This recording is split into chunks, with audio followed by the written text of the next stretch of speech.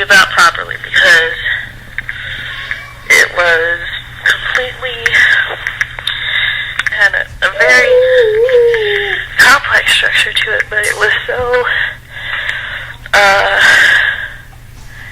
strange and I guess symbolic. I don't know. It just was, the things that were happening were so just dreamlike, and it's going to be hard to sum up what I saw because it's kind of unlike anything I've had before, really.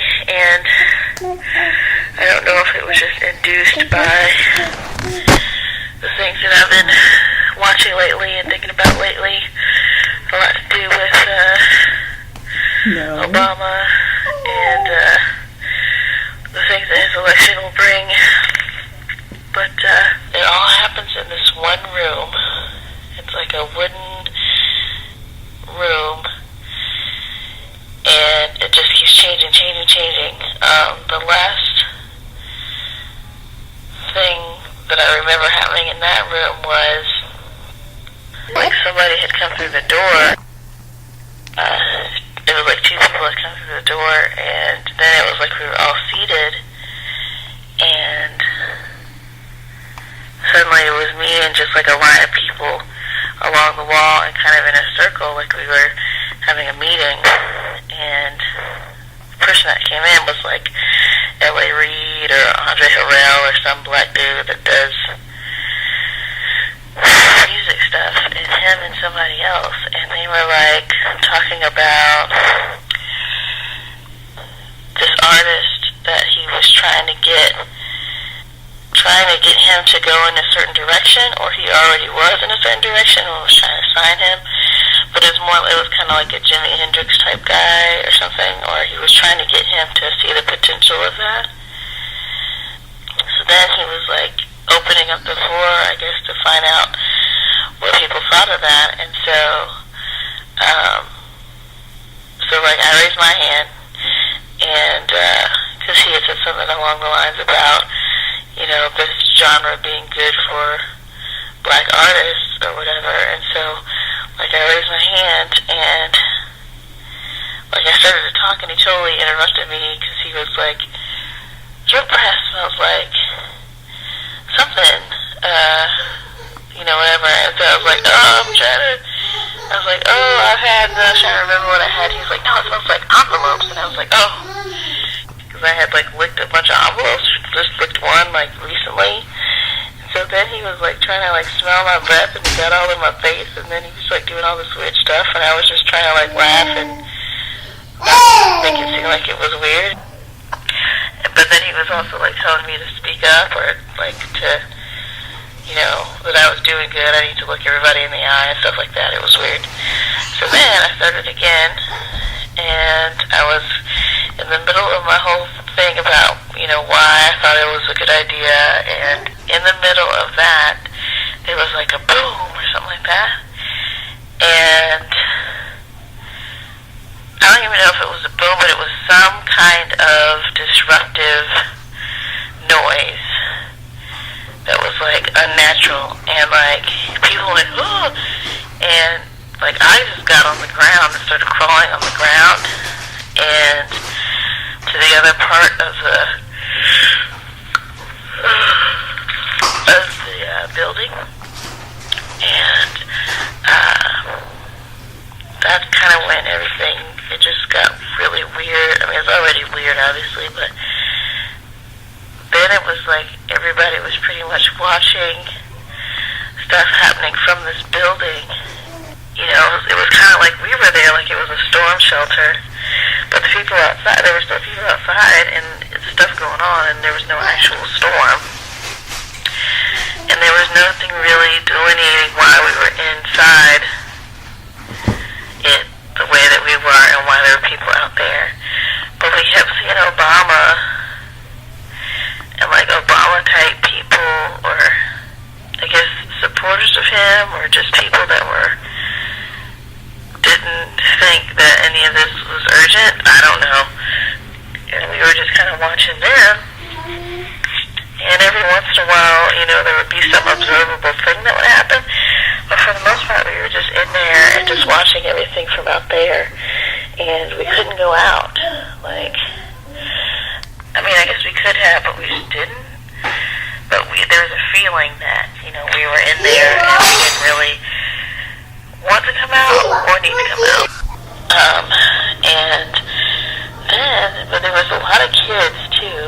suddenly there was a part where there was just a lot of kids.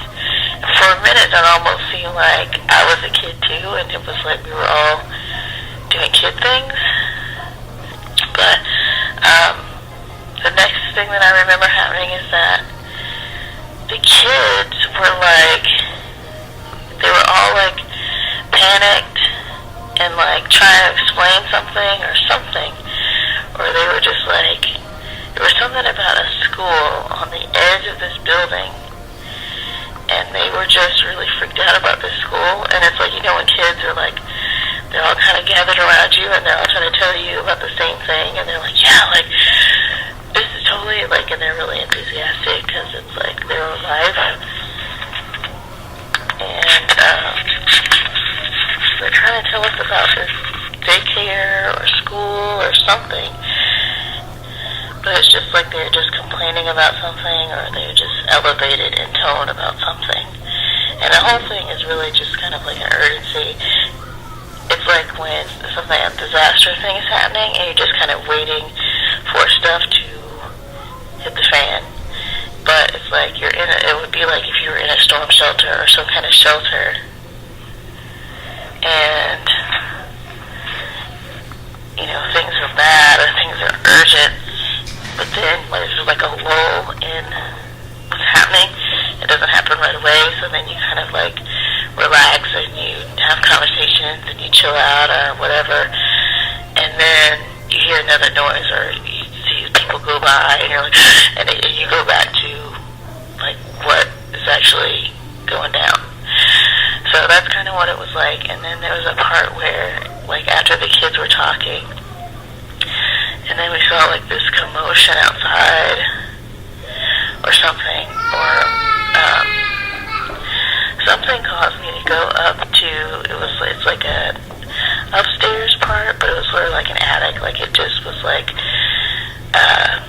mostly just the ceiling, and you could kind of like go up there and stay seated and be up there, and then the window was like below you because you could see like the roof part.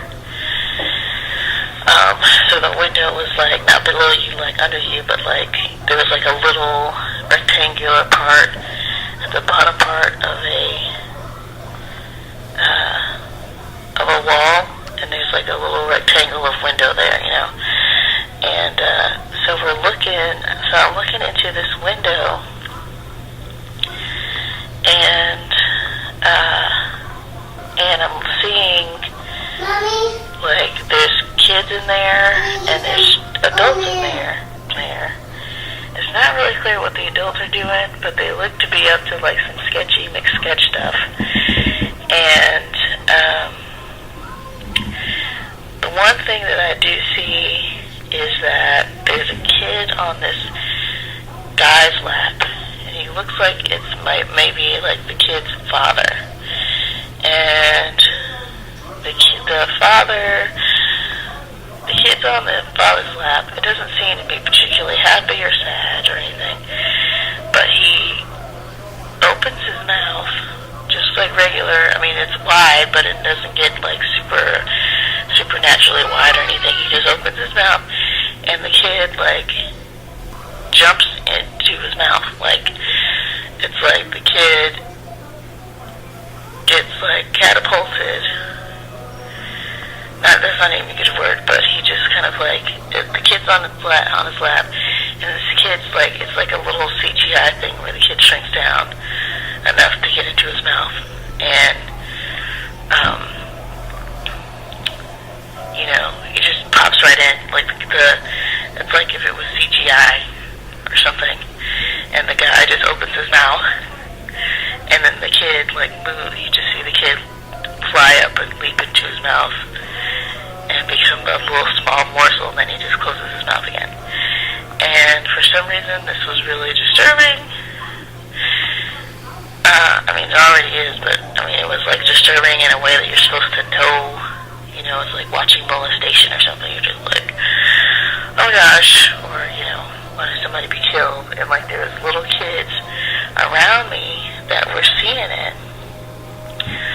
and they were horrified, but it was kind of like that's what they knew, that environment. So they were just like scared or just horrified. And so, like, I was telling some of them to just get away from the window, like, and they just started to do what I was telling them, and even though they were just kind of stunned. And then when I looked back at the window, there was a lady that was like there. It was maybe like 5 kids and 5 adults or 4 adults, and there was a teacher that was looking up in the window at me. And I was like, oh, away from the window, away from the window. So I got away from the window and went back to where everybody was at. Then I was like, there was like a commotion outside, and we looked to where the school doors are, the entrance is, and there are people like drilling and hammering and stuff at the door. And they're not trying to get in, they're trying to shut it down or lock it so that nobody can go in there. And somebody's like, it's the parents. Like, apparently it was like the parents that were doing that. They were locking the school up. And then it was like, then some of us like came outside. And for some reason, like, I pretty much stayed crawling the entire day. I never really got up and walked that I recall. What was weird about everything is that for the most part, everybody was like kids or teenage age. There was never like any adults except for if there was any recognizable people that I already knew, that I've known in my life that were adults. So like we would see Obama and he'd be an adult, obviously. And for some reason he kept like just going around to where we kept seeing him. And like we kept being able to see him through the window. And like the last time that we saw him, every time we saw him his hair was different.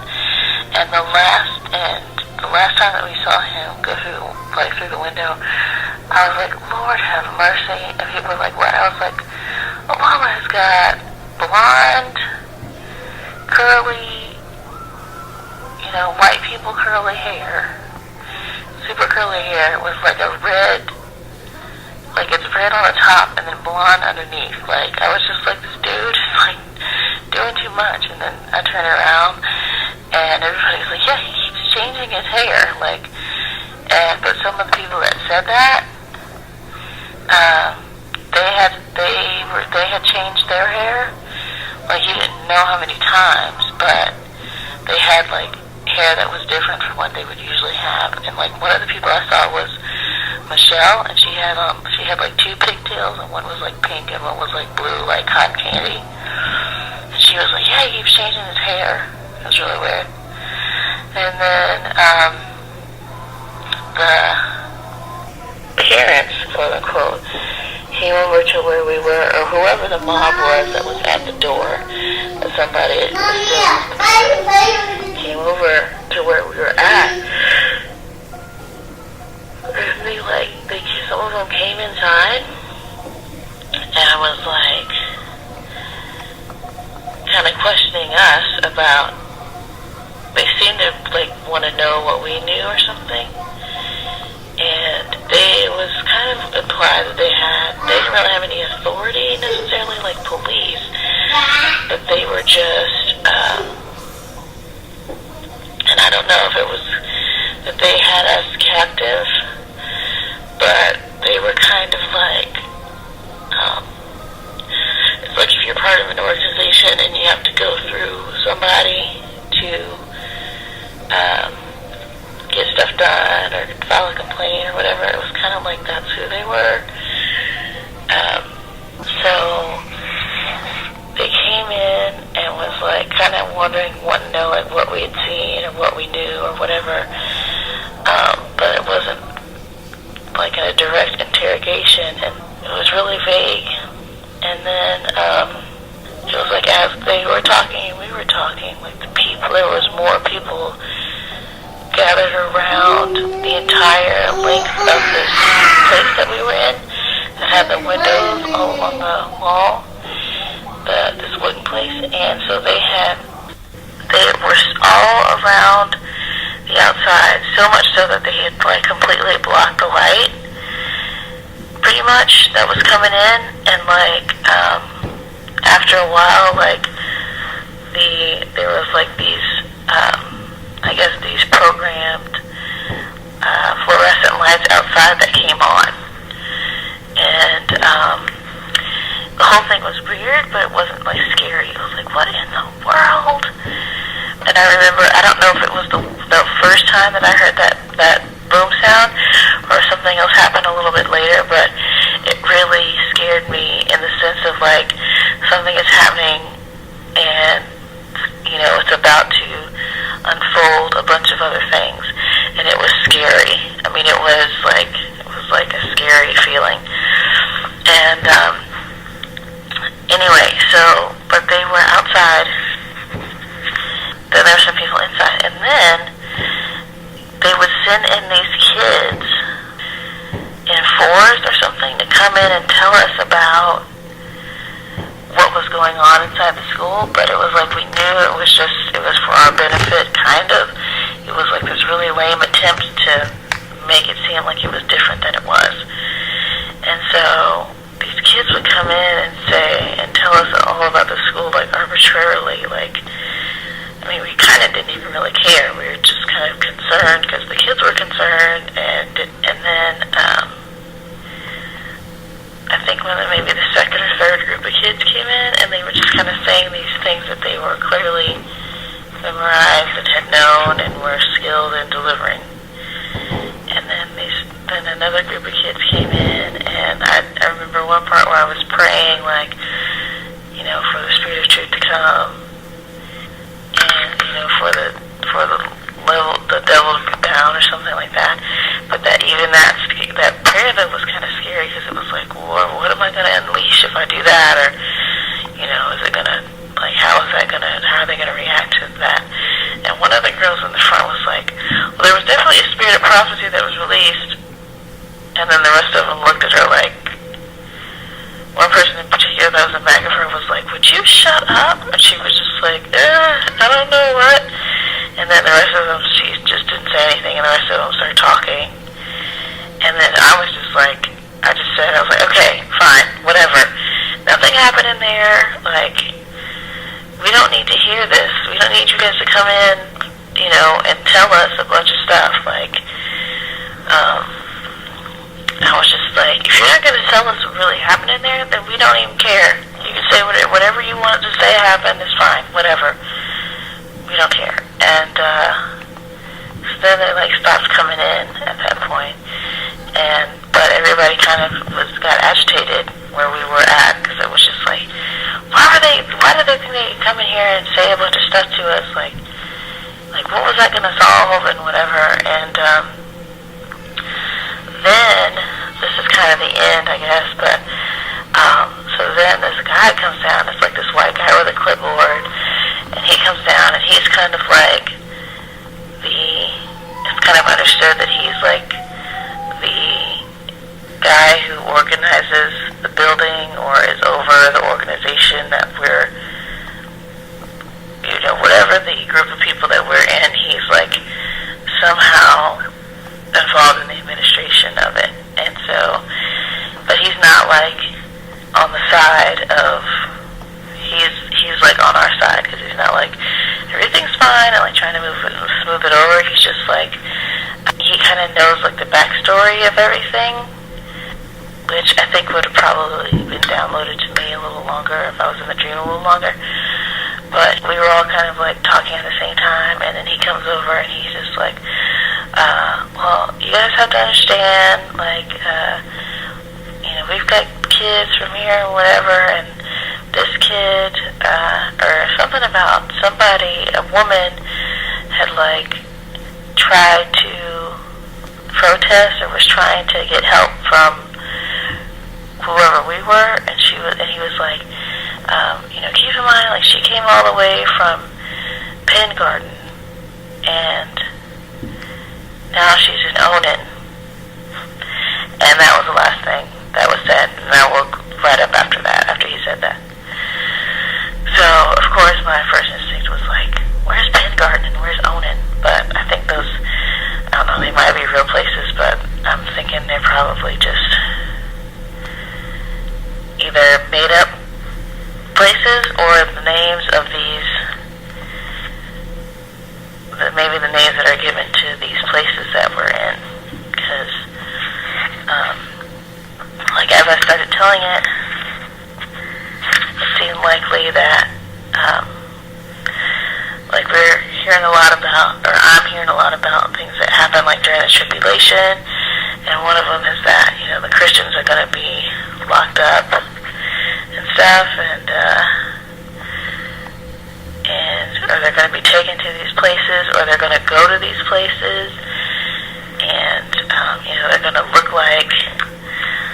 concentration camps or someplace that like some sort of holy place, but it's actually going to be a haven for them. That's what one guy said at IHOP. So that's kind of what it seemed like, really. Now that I'm thinking about it, it's like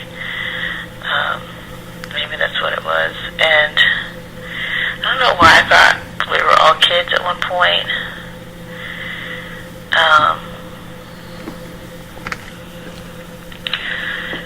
Or what that could mean. And it was so, the reason why it took me so long to tell is because the details in it were so, not meaningless, but they were charged with some sort of emotion and knowledge, but nothing that I could clearly tell you about. It was like, I think we were doing this, and I think this is what was happening, and I think this is why we were there, and I think this is what this was, so. But at first I was like, it's going to take me forever to do this, so I'm not going to try to record it. But then I was like, let me go on and do it, because this is why I brought this thing. I'm not even at my own house. So yeah, that's kind of my first dream that seems to be EndTimesy. So I just don't know if it was, something my brain made up because of everything that I've been watching and paying attention to, or if